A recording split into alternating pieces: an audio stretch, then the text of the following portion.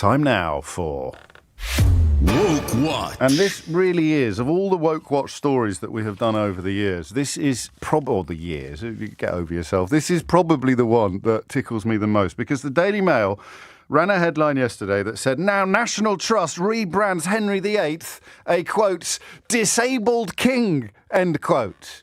And you sort of go, what? I mean, he wasn't he? His horse landed on him, an armoured horse, which, by the way, in those days were shire horses. You'd get the equivalent of a shire horse now in order to carry a fully armoured soldier into battle. He was 1536 off the top of my head when he fell off his armoured horse and the horse landed on top of him. A fully armoured shire horse landed on his legs, right? Therefore, he was disabled. And I don't know whether you know this because it doesn't pop up in history lessons very often. He often used a wheelchair. He was almost constantly on crutches or sticks, but wheelchairs. There's historical evidence that he often used wheelchairs as well. And this has upset the Daily Mail and their anti-woke agenda. As a young man and into middle age, his vigour was legendary. Henry VIII had 6 wives, picked a fight with the Pope, and was so fated as a sportsman that foreign ambassadors remarked on his prowess. But he has now been described as a disabled king by the National Trust, which has given him a, quote, woke, end quotes, rebranding. So we're going to have to rename the Paralympics the Woke Olympics, because if you have a terrible accident that leaves you disabled, apparently it's woke to describe you as disabled. This is the maddest story I have seen in it. I make a living looking for, well, I don't quite, but finding mad stories is a large part of my pleasure in the job that I do every day.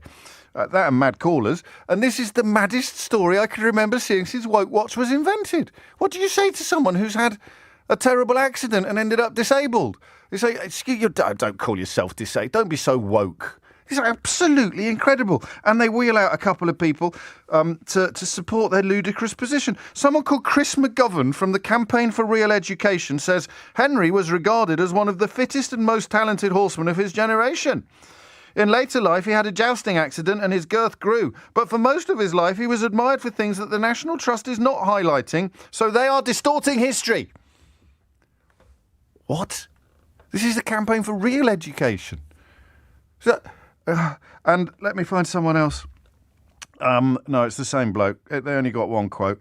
They are desperate to adopt a woke ideology to promote a political agenda.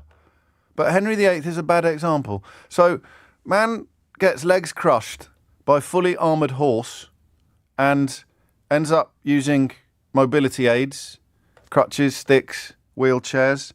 His waist balloons, reportedly, from 32 inches to 52 inches. The ulcers on his legs were so unbearable that he lived his life in constant pain. But to call him disabled, that's woke. We're going to struggle to find a better example, aren't we, in the coming days? But I've got a tenor says we do.